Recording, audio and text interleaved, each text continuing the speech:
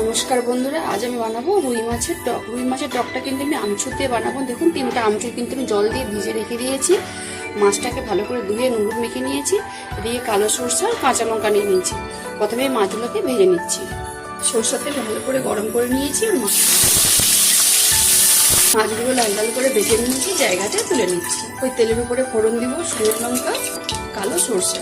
তেলের উপরে অল্প একটু হলুদ গুঁড়ো দিয়ে দেবো, বেটে রাখা মশলা, কালো সরষে আর কাঁচা লঙ্কা, ভিজে রাখা আমচুরগুলো দিয়ে দেবো।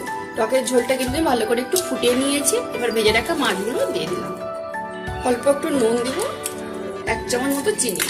মাছ দিয়ে আমি 2-3 মিনিট ভালো করে ফুটিয়ে নিয়েছি আর মাছের টকের ঝোলটা কিন্তু আমার হয়ে গেছে। এবার আমি জায়গাতে ঢেলে নিচ্ছি। গরমে কিন্তু সবাইকে টক খেতে ভালো লাগে।